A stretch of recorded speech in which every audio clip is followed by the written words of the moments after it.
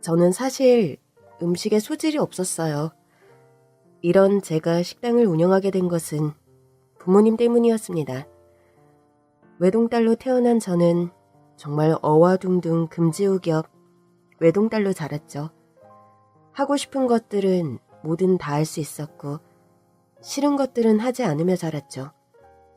어떻게 보면 아나무인으로 자랄 수도 있었지만 부모님은 너그러우시면서도 정말 엄하게 저를 키우셨어요. 영서야, 그러면 안 돼. 네가 하기 싫다고 아무렇지 않게 하는 사람들한테까지 피해가 가면 안 되지. 어쩌면 네가 하지 않아서 다른 사람들이 네가 해야 하는 일까지 할 수도 있는 건데 그렇게 철없이 굴면 안 되지. 그건 오직 네 생각이고 네 마음일 뿐이야. 모든 사람들이 다 너한테 맞추고 네가 원하는 대로 움직일 수 없어. 그건 정말 나쁜 마음이고 나쁜 생각이야. 영서, 너 이기적으로 생각하고 행동하면 엄마랑 아빠가 어떻게 한다고 했지? 다시는 네가 원하는 것도 들어주지 않는다고 했지? 네, 잘못했어요. 모든 걸 다 가질 수 없어. 그 누구도 말이야. 우리는 상대방의 사정을 다 알 수 없기 때문에 겉으로 보면 행복하고 부자처럼 보여도 분명 그 속은 우리가 알 수 없는 어떤 일들로 힘듦이 분명 있을 거야. 당연히 안 그런 사람도 있겠지. 하지만 그렇다고 우리가 마음대로 속단하고 그렇게 우리 뜻대로 하길 바라는 건 정말 아빠 말대로 이기적인 거야. 그러니까 다시는 그러지 마. 알았지? 네, 다시는 그러지 않을게요. 제가 잘못을 하면 부모님은 그 자리에서 바로 그런 잘못된 행동이고 말이라고 말씀해 주셨어요. 그리고 그게 왜 나쁜 말이고 나쁜 행동인지 정확하게 설명해 주셨어요. 부모님의 이런 훈육 방식은 저를 이기적인 외동딸이 아니라 남을 생각하고 배려하고 주변을 둘러보는 사람으로 키우셨습니다. 이런 저의 부모님은 분식집을 운영하셨었어요. 규모가 꽤 있는 학생들을 상대로 떡볶이와 주전부리를 파는 곳이 아닌 식사도 할 수 있는 그런 큰 분식집 말이죠. 저는 학교나 학원이 끝나면 부모님이 계시는 식당에서 시간을 보낼 때가 많았어요. 그리고 저는 어머니께서 해주시는 참치김밥과 제육덮밥을 정말 좋아했죠. 어떤 날엔 일주일 내내 김밥만 먹는 날이 있을 정도로 좋아했어요. 골고루 먹어야지. 매일 김밥만 먹으면 어떡해. 그래도 이게 제일 맛있는걸? 아니야. 우리 딸 먹고 싶은 거 실컷 먹어. 그러면 키도 쑥쑥 크고 튼튼하게 자랄 거야. 이 나이 때는 먹고 싶은 거 실컷 먹고 학교 가서 체육 시간에 신나게 운동하면 다 건강해. 그러니까 걱정하지 말고 먹어. 엄마랑 아빠가 우리 영서 먹고 싶은 거 다 만들어줄게. 장사는 정말 잘 됐어요. 어머니뿐만 아니라 아버지의 손맛도 정말 좋았거든요. 사실 김밥 담당은 아버지셨는데 속을 그렇게 꽉 채웠는데도 아버지의 손을 거치면 터지지도 않고 맛도 좋은 단단한 김밥이 완성됐죠. 제가 좋아하는 참치김밥은 특히나 인기가 좋았어요. 많이 파는 날엔 500줄도 넘게 파는 날도 있었습니다. 그렇게 하루 종일 움직이지도 못하시고 한자리에 앉아서 계속 김밥만 만드셨던 아버지의 건강이 걱정이 안 된 건 아니었지만 그렇게 순식간에 하늘나라로 가실 줄은 정말 몰랐습니다. 가남이셨어요. 아버지는 본인 몸이 아프신 것도 모르시고 그렇게 일만 하셨던 거죠. 그 충격으로 어머니까지 쓰러지시고 그렇다고 분식집을 닫을 수 없었던 저는 다니던 대학교도 휴학하고 부모님이 운영하셨던 분식집을 물려받았습니다. 그렇게 음식에 전혀 소질도 없고 또 생각도 없었던 제가 정신을 차리고 보니 사장이 되었던 거죠. 제일 문제는 김밥이었어요. 제가 아무리 노력하고 연습해도 아버지의 손맛을 따라갈 수는 없었죠.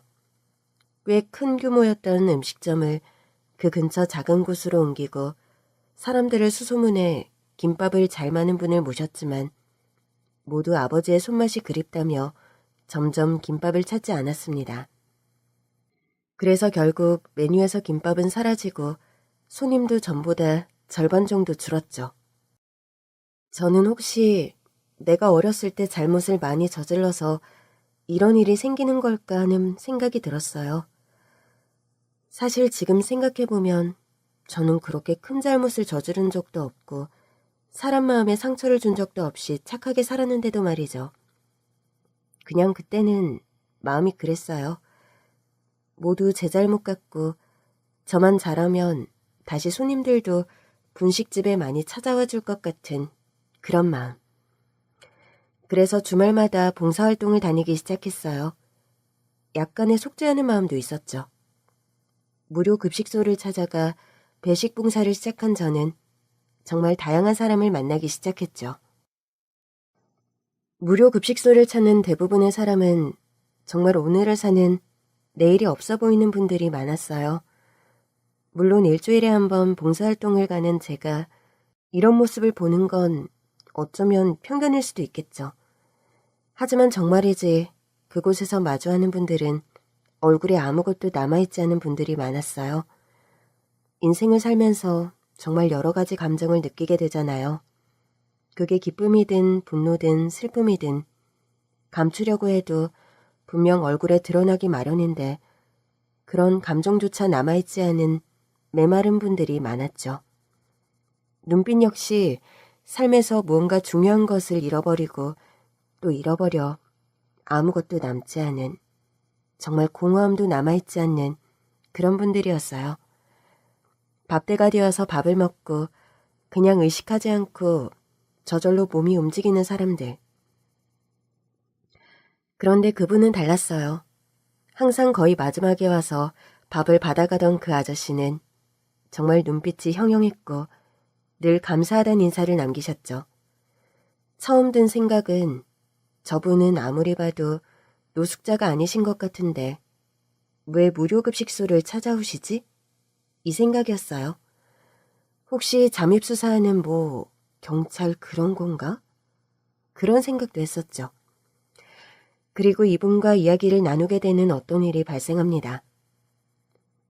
어이 아가씨, 여기 커피 좀 가져와. 에헤이, 여기는 다방이 아니잖아. 그래도 아가씨가 타주는 커피가 맛있긴 하지? 저는 너무 불쾌해서 대답도 안 하고 쳐다도 안 보고 있었습니다. 그런데 어른이 말을 하는데 말 같지 않아? 어디서 무시를 해? 당장 커피 타와. 그만하시죠. 왜 소란을 일으키려고 하시는 거죠? 넌 뭐야? 이 손 안 놔? 전에 어디서 뭘 하고 다녔는지 모르겠지만 이렇게 저질스럽게 놀던 걸 꼭 티를 내야 직성이 풀리나? 더러워 죽겠네. 몸도 얼굴도 당신 그 속마음도. 야, 너 말 다 했어? 어디 막내가 감히 말대꾸야? 아이, 아파. 저를 돕기 위해 힘을 쓰는 그분들을 위해 저는 얼른 다리를 걸어 아저씨를 때리려는 분을 넘어뜨렸습니다. 어머나, 조심 좀 하시지. 연세가 많으셔서 이제 하체가 풀리신 건가? 야! 저 거기 조용하세요. 당신들 한 번만 더 사고 치면 쫓아낸다고 했죠? 괜찮으세요? 괜찮습니다. 저 때문에 곤란해지시는 거 아닌지 모르겠어요. 저런 부류의 사람들은 자신보다 강한 사람을 기가 막히게 알아봅니다. 아마 저를 함부로 대하진 못할 거예요. 아저씨, 저 옆 동네에서 음식점 하거든요. 이건 명함이에요. 한번 오셔서 식사하시고 가세요. 알았죠? 꼭 오셔야 해요. 저는 도움을 받으면 반드시 갚아야 직성이 풀리는 성격이라서 저를 도와주신 아저씨께 가게 명함을 드렸죠. 그리고 며칠 후 정말 아저씨가 찾아오셨습니다. 안녕하세요. 염치 없는 걸 알지만 다른 걸 좀 먹어보고 싶어서 오게 됐습니다. 그게 무슨 섭섭한 말씀이세요. 잘 오셨어요. 저희 가게가 조금 협소하긴 하지만 맛은 정말 최고입니다. 뭘 주시겠어요? 밥? 분식? 아니면 혹시 소주? 저는 그럼 제육덮밥으로 하겠습니다. 네, 알겠습니다. 이모, 여기 제육 하나요. 누구셔요? 사장님, 어디서 저렇게 허름한 행색의 사람을 알게 된 거야? 이거 사모님 하시면 큰일 나는 거 아니에요? 에이, 이상한 분 아니에요. 저래 보여도 지난주에 무료급식소에서 저 도와주신 분이세요. 제가 감사해서 한번 찾아오시라고 했거든요. 안 오시면 어쩌나 했는데 진짜 와주셔서 너무 다행이에요. 저는 일주일에 한 번 봉사활동을 갔지만 무료급식소는 매일 운영됐죠. 아마 거기서 매일 식사를 하셨으니 지겨울만도 하셨을 거예요. 입맛에 맞으세요? 네, 깔끔하고 적당히 칼칼하고 좋네요. 저희 어머니 비법이거든요. 어머니께서 들으셨으면 정말 좋아하셨을 거예요. 아유, 죄송합니다. 제가 실수를 했네요. 네? 아니에요. 어머님은 집에 잘 계시는걸요? 몸이 안 좋으셔서 제가 나와서 식당을 운영하는 거예요. 그렇군요. 아저씨, 왜 지금 이런 생활을 하시는진 모르겠지만 혹시 괜찮으시다면 저희 식당에서 일해보지 않으실래요? 네? 제가요? 아유, 사장님! 제가 봉사활동을 많이 다닌 건 아니지만 아저씨를 보면 분명 거기에 있는 분들과 많이 다르다는 걸 느껴요. 아직 삶의 의지도 확실해 보이시고 모든 걸 다 포기하고 이 세상을 떠날 날만 기다리시는 분들하고 다르다는 게 느껴지시거든요. 혹시 지금 신세가 이래서 아니면 다른 이유로 일을 못하고 계시는 거라면 제가 도울게요. 혹시 수배자나 그런 건 아니시죠? 그런 건 아닙니다. 그런데 제가 여기서 뭘 할 수 있을까요? 왜 그때 그 아저씨와 함께 일을 하기로 마음먹었냐고 물어보면 그냥 일단 그러고 싶었다고 대답하곤 했어요. 주제넘은 행동이었을지 몰라도 그땐 그러고 싶었어요. 아저씨의 눈빛, 몸에 배어있는 예절, 그리고 자신이 가진 힘을 어떨 때 사용해야 하는지 정확히 알고 있는 그런 모습들. 왜 이런 분이 여기서 이러고 계시지? 그 생각을 떨칠 수 없었어요. 여기서 한 달을, 일주일을 일을 하다 가신다 해도 제가 도울 수 있는 부분이 있다면 작게라도 도와드리고 싶었죠.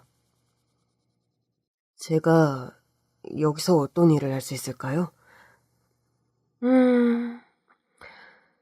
사실 생각이 나지 않았지만 일단 둘러댔습니다. 우선 아침에 들어오는 물건들을 받아주시고 서빙을 해주시는 건 어떨까요?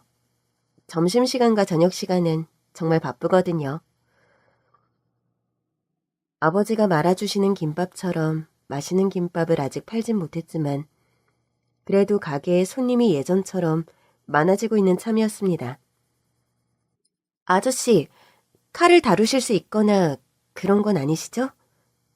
네, 그렇습니다. 그러면 일단 목욕비부터 드릴게요. 여기 건물 2층을 지금 창고로 쓰고 있는데 사람이 살기엔 나쁘지 않거든요. 그런데 물이 좀 시원찮게 나와요.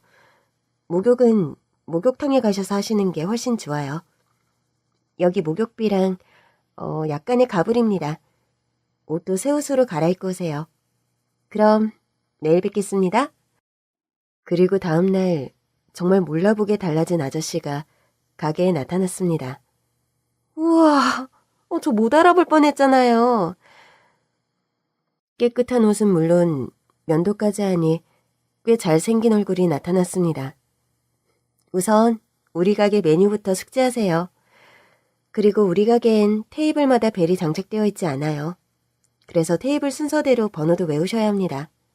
혹시 포스기는 다뤄보신 적 있으세요? 네, 있습니다. 그러면 금방 익숙해지시겠네요. 여기 우리 식당 본부장님이신 장옥선 선생님이세요.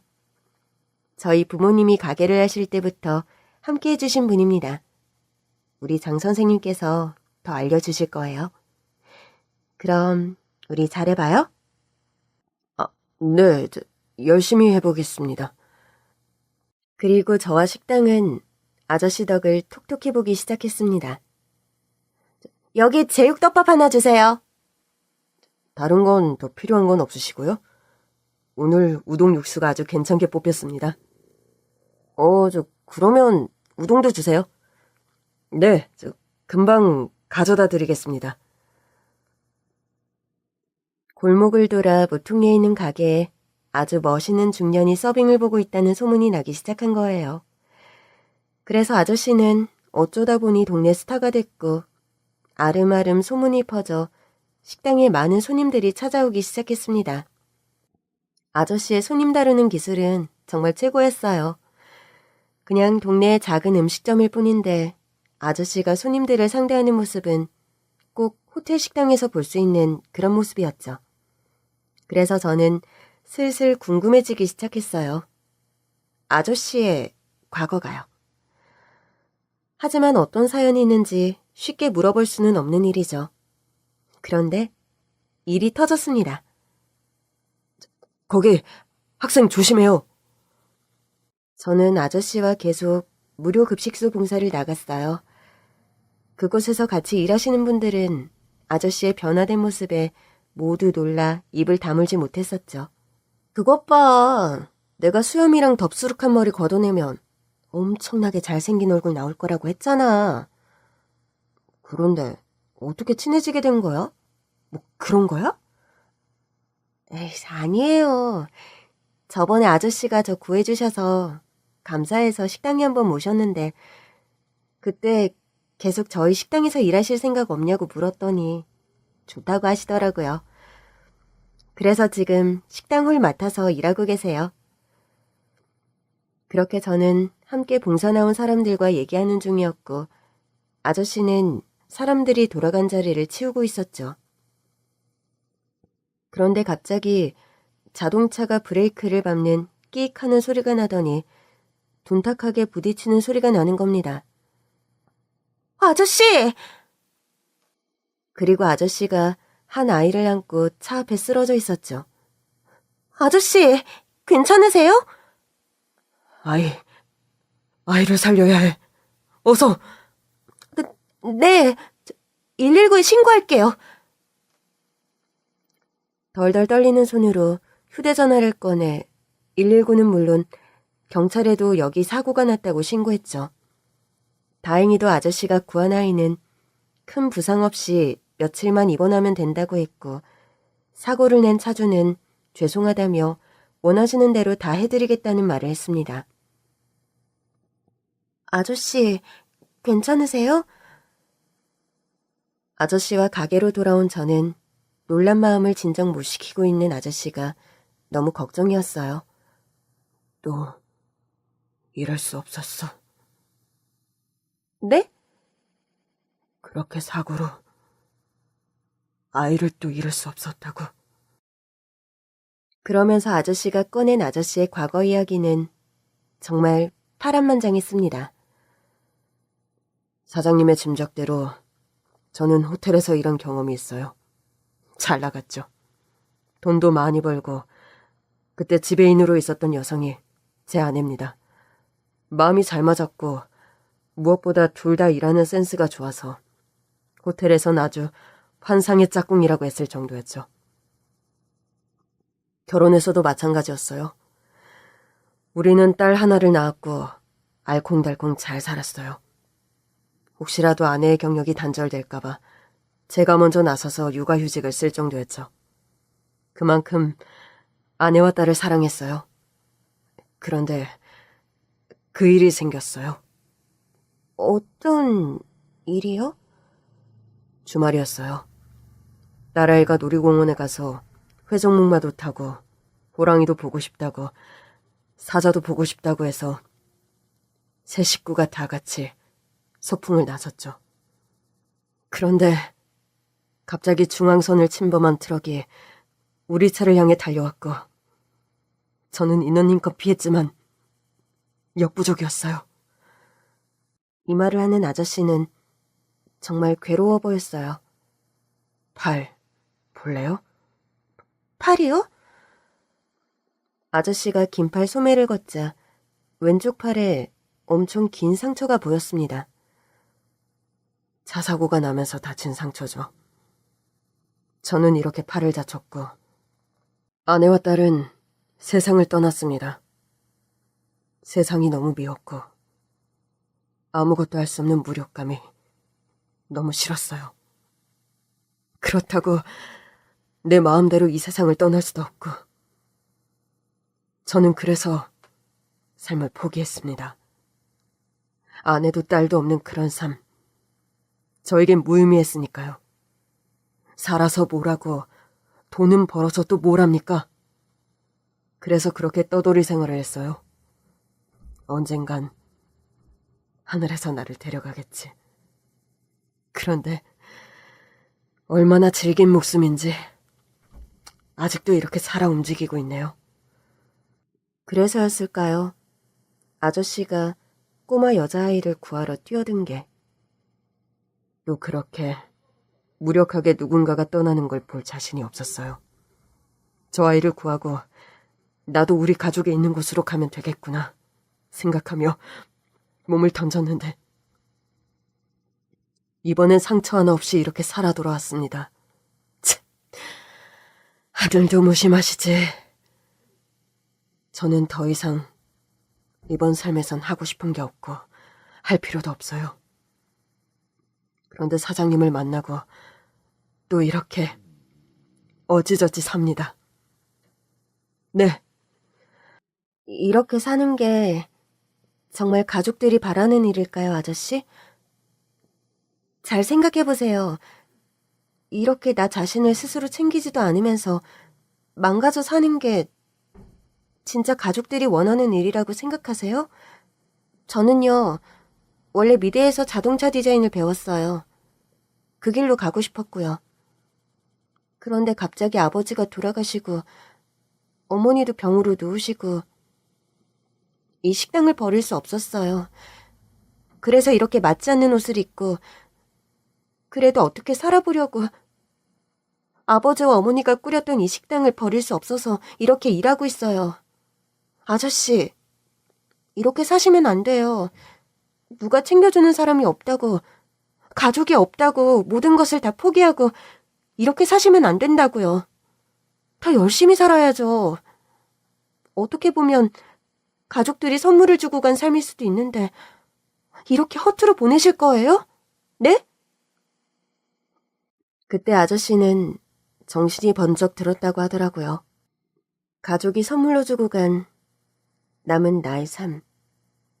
그 소중한 시간을 이렇게 낭비할 수 없다고 생각이 들더래요. 그때부터 아저씨는 변했습니다. 변한 건 아저씨뿐만이 아니었어요. 지배인님, 5번에 뚝불 추가요. 네, 참치김밥 나왔습니다. 다음 날부터 변한 아저씨. 아저씨의 삶에 생기가 돌기 시작했고 아저씨는 그 좁은 식당 안을 정말 바쁘게 돌아다니며 식당을 찾아준 손님들을 상대했습니다. 그리고 무엇보다 김밥 메뉴의 부활이었어요. 아저씨가 전에 알던 분이라면서 제 김밥 얘기를 듣고 모셔온 분인데 아버지의 맛과 달랐지만 정말 맛있게 김밥을 마셨어요. 저희 식당은 그렇게 원래 장사를 했던 목 좋았던 곳으로 다시 이전했고 넓은 곳으로 이전하자 더 많은 손님이 몰려오기 시작했습니다. 텔레비전 촬영도 여러 번 했죠. 맛도 맛이지만 이런 음식점에서 마치 호텔 식당 서비스를 받는 것 같은 느낌이 좋아서 찾아주시는 분도 많았습니다. 너무 부담스럽지 않고 하지만 제대로 대우를 받는 것 같은 기분. 이 모든 건 다 아저씨 덕분이었습니다. 지배인님, 내일 이사한다고 하셨죠? 네, 사장님. 이거 우리가 주는 이사 선물이야. 앞으로 더 술술 잘 풀리라고 휴지 엄청 샀어? 감사합니다. 아저씨는 아니죠. 이제 엄연한 우리 식당의 지배인님이죠. 지배인님은 웃음도 많아지셨어요.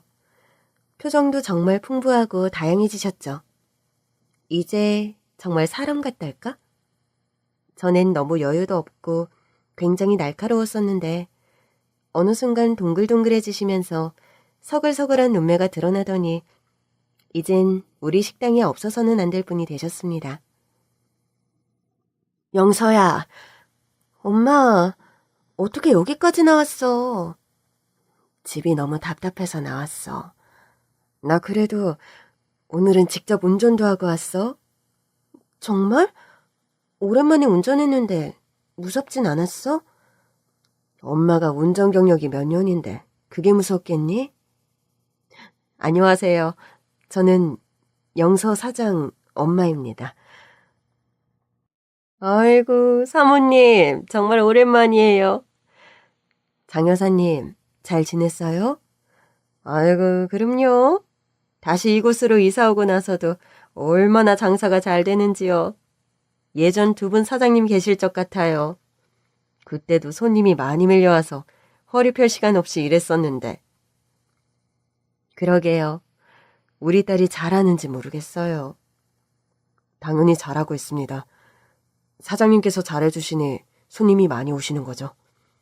저희는 그 덕분에 먹고 살 수 있습니다. 지배인님 덕이 정말 크죠. 감사합니다. 내일 이사 가신다고 들었어요. 그 2층 창고방에서 지내시는 거 정말 쉽지 않으셨을 텐데. 이사 축하드려요. 이건 이사 선물입니다. 아이고, 사모님, 정말 감사합니다. 이제 정리하고 들어가요. 엄마, 갈 땐 내가 운전할게. 그래. 그러면 다음에 또 뵙겠습니다. 이렇게 모두가 행복하게 살았습니다. 하고 이야기가 끝나면 얼마나 좋을까요? 저기요, 여기 머리카락 나왔어요. 네? 아, 네? 네는 뭐가 네예요? 밥맛 떨어지게 진짜, 씨. 죄송합니다. 바로 새 음식으로 내오겠습니다. 아, 됐어요. 더러워서 안 먹고 말지. 이게 시작이었습니다. 김밥을 시킨 손님이셨어요. 그런데 김밥 안에서 머리카락이 나왔다는 겁니다. 저희는 당연히 사과드리고 새 음식으로 다시 내오려고 했어요. 그런데 그 손님은 됐다며 그냥 나가버렸습니다. 물론 돈도 안 받을 생각이었지만 계산도 안 하고 그냥 나가시더라고요. 그리고 며칠 후 구청에서 조사가 나왔습니다. 불시에 나온 조사였죠.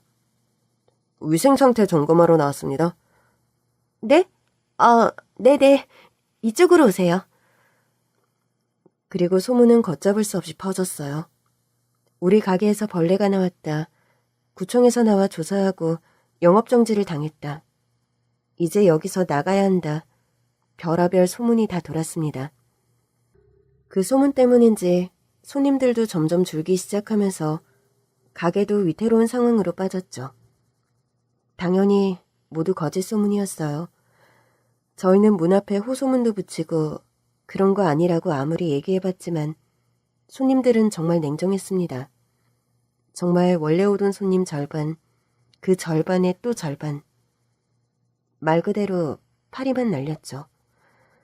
하지만 이대로 있을 수 없었어요.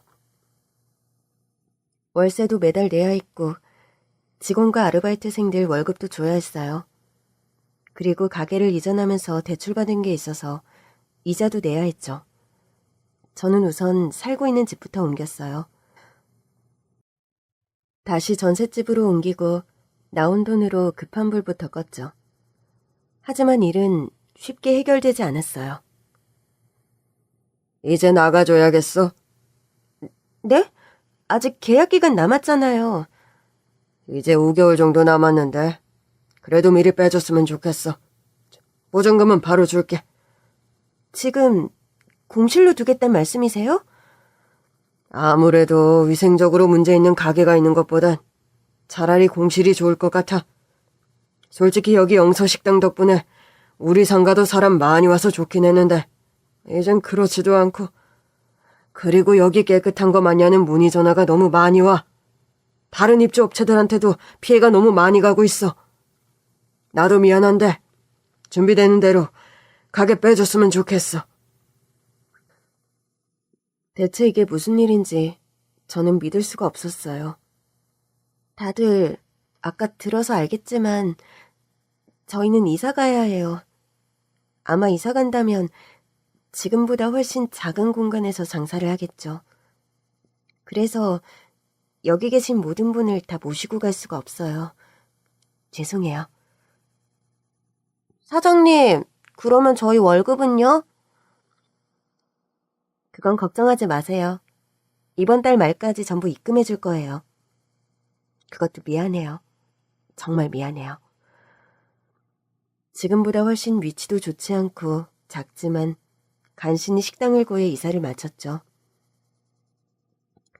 그리고 이번 달 말까지 약속한 밀린 월급을 어떻게 해결해줘야 하나, 또 뭘 정리해야 하나 생각하는데 뜻밖의 연락이 왔습니다. 고발이요? 제가 임의로 해고를 했다고요?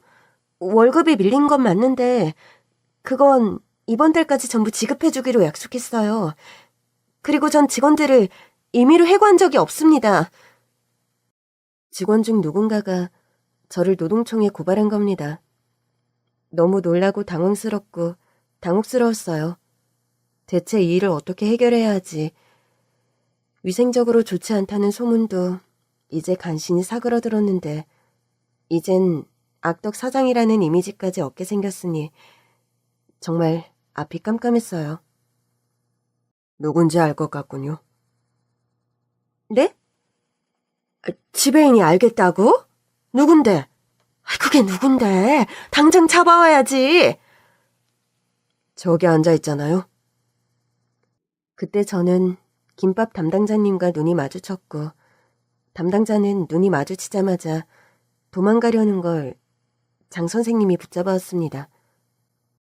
이 사람이라고? 이 사람 지배인이 데려온 사람이잖아요. 네. 맞습니다. 아니, 돈 벌고 먹고 살게 해준 걸 이런 식으로 갚아? 대체 이건 어느 나라 법이야? 지금 우리 사장님이 직원들 월급 주려고 얼마나 노력하고 있는데 이거 안 보여? 지금 사장님은 어머님 지내시는 곳도 간신히 마련하고 사장님은 여기 부엌구석에서 매일 쪽잠 자고 있는데 그게 다 허튼 수작이라고 보였는갑네. 일단 이쪽으로 와서 앉으시죠. 이것 말고도 할 얘기가 많을 것 같은데요. 일단 그만둔 사람들까지 다 모이라고 해야겠어요. 그렇게 전 이사를 오면서 어쩔 수 없이 헤어지게 된 직원들까지 전부 불러 모았습니다. 돌려 말하지 않고 바로 얘기할게요. 바쁘실 텐데 와주셔서 감사해요.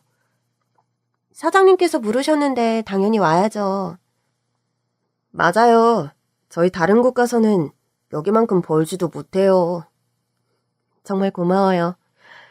우선 여기 계신 김밥 선생님이 저를 노동청에 고발했어요. 하나는 밀린 월급 때문에, 하나는 제가 여러분을 부당해고했다는 겁니다. 부당해고요? 말도 안 돼요. 아니, 본인은 여기서 계속 일하면서 대체 무슨 부당해고를 당했다는 거세요? 그 전에 김밥 사건부터 얘기하시죠. 김밥 사건이요? 김밥 사건이 뭐죠? 저희가 모두 고생하게 된 시발점. 김밥에서 머리카락 나온 거요. 그게 왜요? 설마... 맞습니다. 다 이분 짓이었죠. 네? 어떻게 그럴 수가 있어요? 대박! 진짜예요? 지배인님이 보셨어요? 그땐 보지 못했습니다. 그런데 며칠 전 이분이 전화하는 걸 들었죠. 분명히 전화 상대방한테 그랬죠.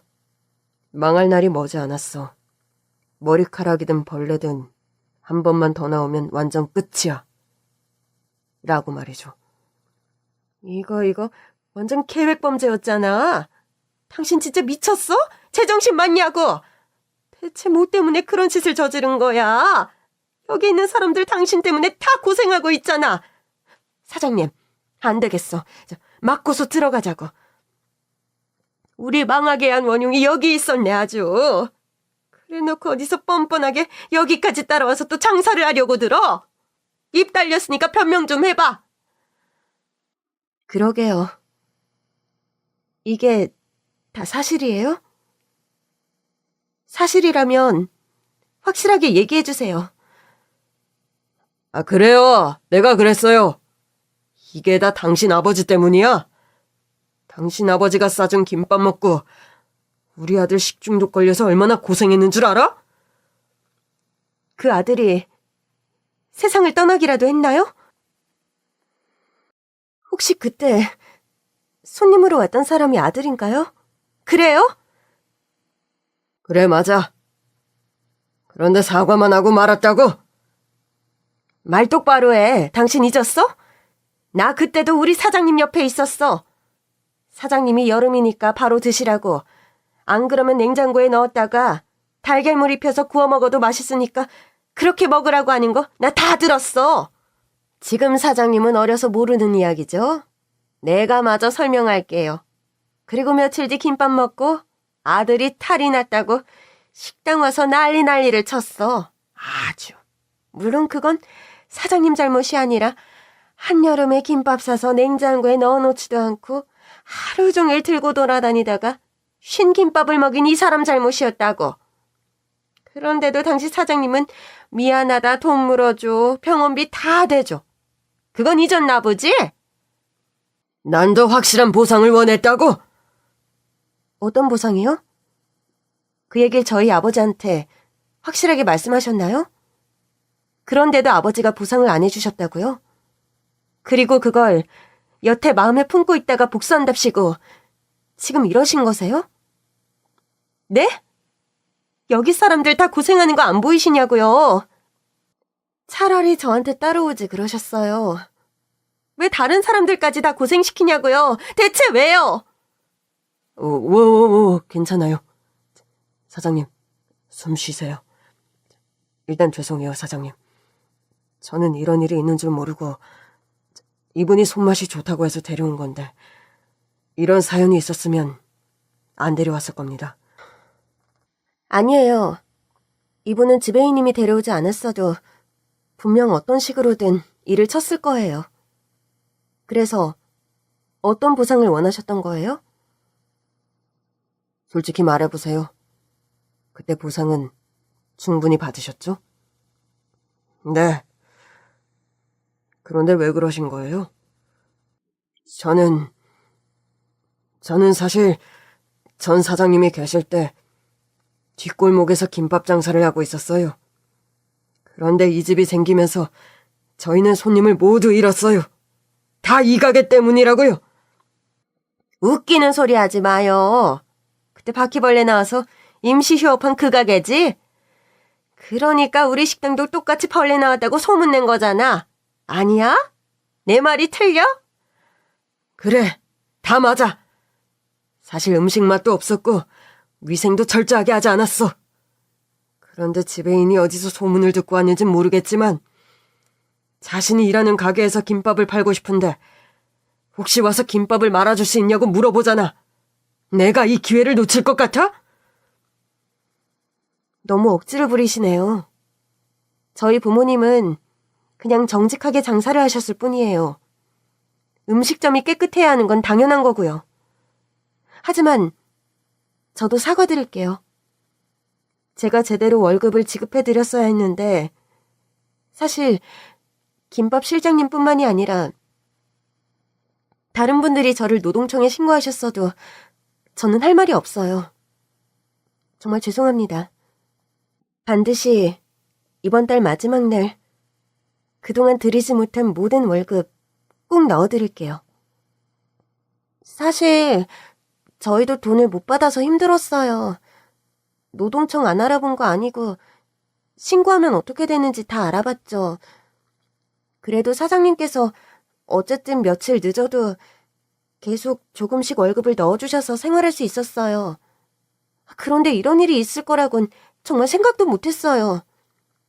그렇다고 사장님이 저희를 부당해고한 건 아니잖아요. 돈을 못 받아서 그렇지 사장님은 충분히 상황을 설명해줬고 저희도 이렇게 좁은 곳으로 이사를 왔는데 전과 같은 인원으로 직원을 꾸린다는 게 말이 안 되는 거 알아요. 맞습니다. 월급은 이번 달 마지막 날 전부 해결될 거고 부당해고 부분은 제가 같이 가서 해명하겠습니다. 김밥 실장님, 이 일은 실장님 책임도 있어요. 혹시라도 또 이런 말도 안 되는 일이 생길 시에는 저희도 이렇게 가만히 있지 않을 겁니다.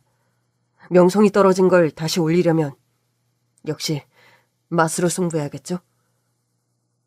어떻게 하고 싶으세요? 솔직히 저는 더 이상 김밥을 팔고 싶지 않아요. 이렇게 해서 뭘 얻으셨는지 모르겠네요. 제가 쫄딱 망하면 실장님도 일자리를 잃는 건데 그걸 원하신 건가요?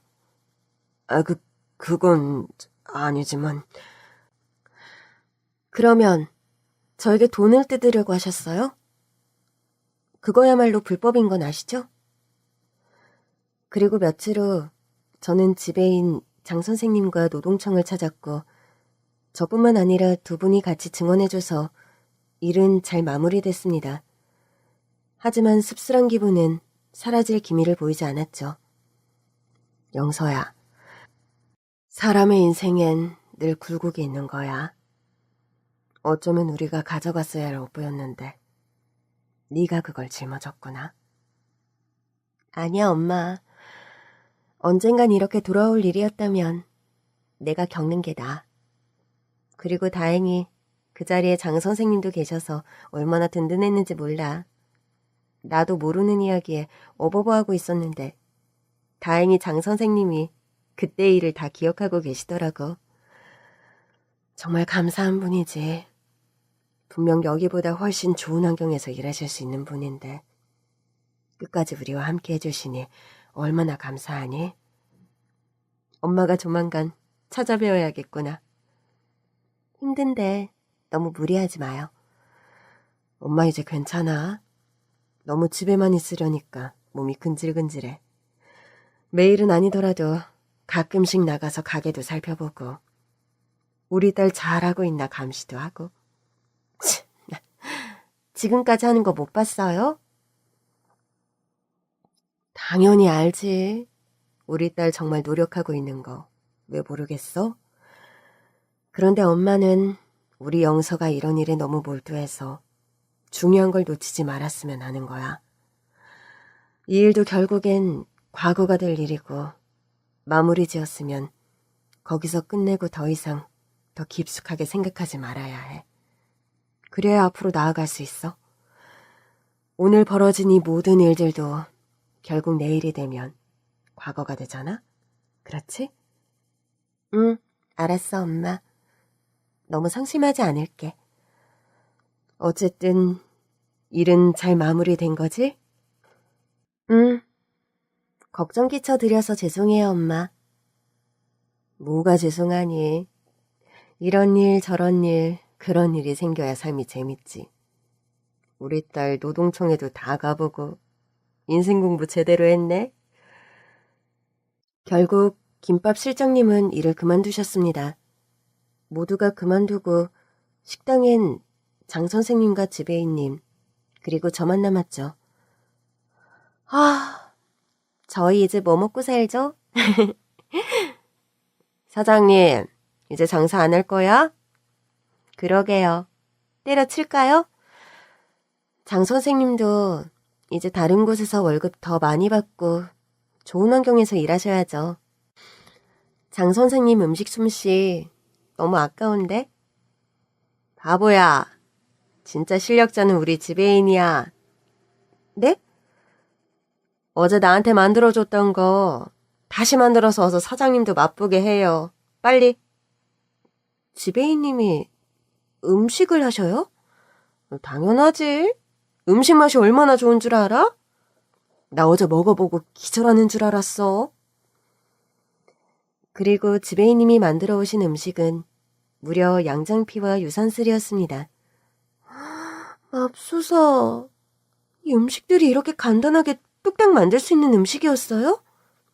일단 먹어봐. 놀라려면 아직 멀었어. 그리고 한 입씩 맛을 봤는데 세상에 눈이 번쩍 뜨일 만큼 정말 맛있었어요.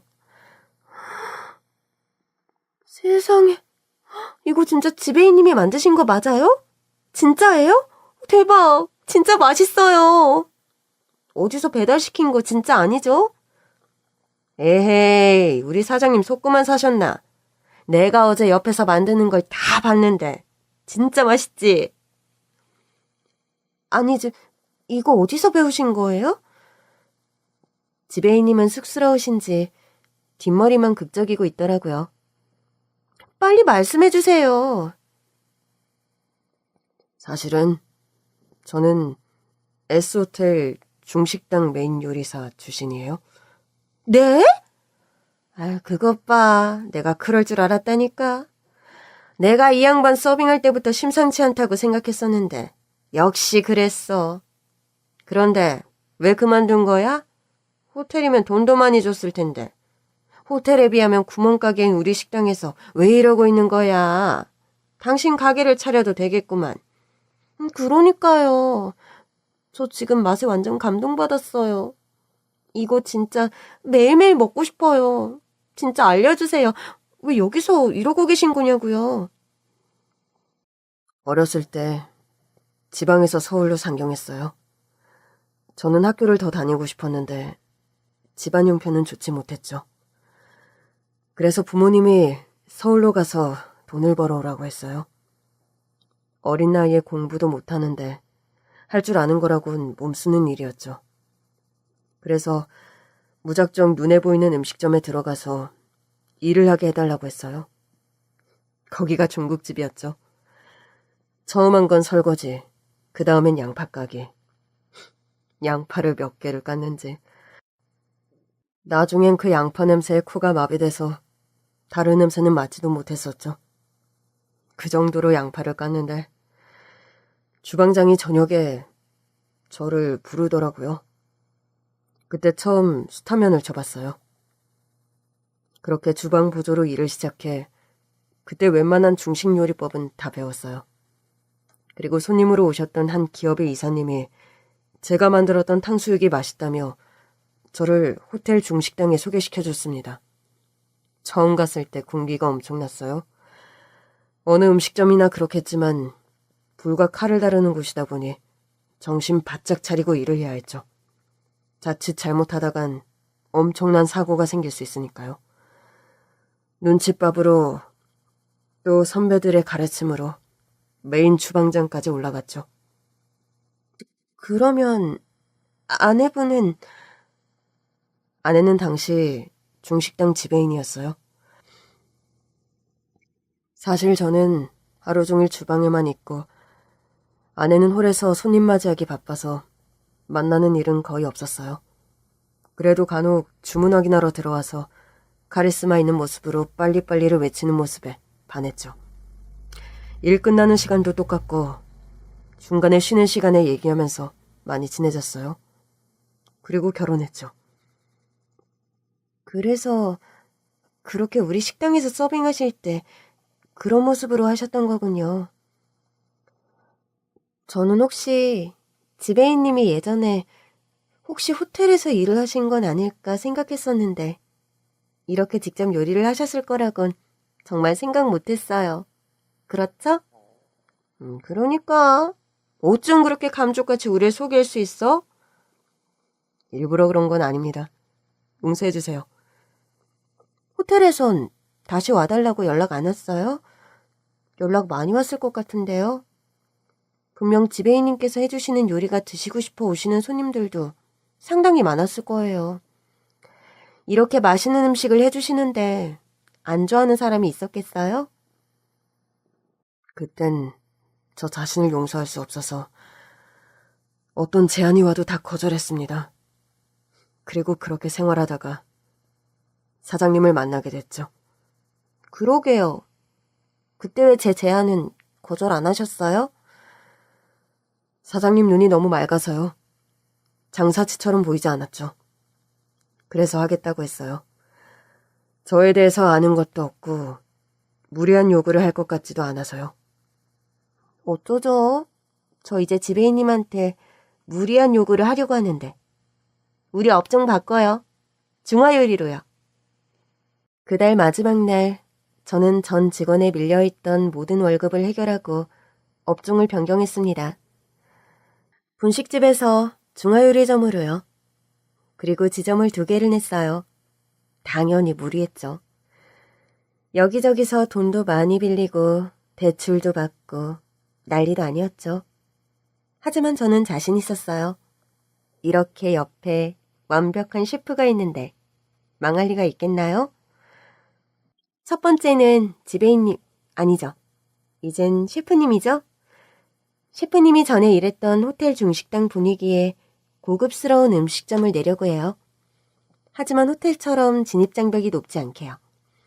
저렴한 가격에 점심 특선을 만들어서 고급 중식 요리를 양은 조금 적을지라도 낮은 가격으로 맛볼 수 있게 하고요. 대신 주말과 저녁엔 정말 어디에서도 맛볼 수 없었던 그런 코스 요리를 할 거예요. 이건 입소문이 퍼지면 무조건 100% 예약제로 돌릴 겁니다. 그리고 2번째 지점은 뷔페를 할 거예요. 뷔페? 우리가 알고 있는 그 뷔페? 네, 이 뷔페는 장 선생님이 맡아주세요. 아니, 어떤 뷔페를 말하는 겁니까? 중식 뷔페요. 짜장면, 탕수육, 무제한. 결과는 어떠냐고요? 당연히 2집 다 대박이 났죠. 뷔페는 특히 점심시간에 직장인들한테 인기가 좋았어요. 직장인의 점심시간은 스피드가 생명인데 기다리지 않고 원하는 음식을 마음껏 가져다 먹을 수 있으니 얼마나 좋아요? 거기다 후식 요구르트까지 아주 인기 만점이었죠. 그리고 식당 역시 입소문이 빠르게 퍼졌습니다. 호텔 주방장 출신이 식당을 개업했다는 솔깃한 얘기. 그리고 어디서도 맛볼 수 없는 오직 우리 가게에서만 맛볼 수 있는 특별한 요리들. 맛은 말할 것도 없고요. 서비스까지 손님들을 사로잡았죠. 조리복을 입은 지배인님의 모습은 정말 멋졌습니다. 원래 모습으로 돌아간 지배인님을 보니 처음 꼬질꼬질한 상태로 만났던 모습과 겹쳐 보이면서 괜히 코끝이 찡해지더라고요. 저는 엄지를 척 들어 보이며 존경을 표했습니다.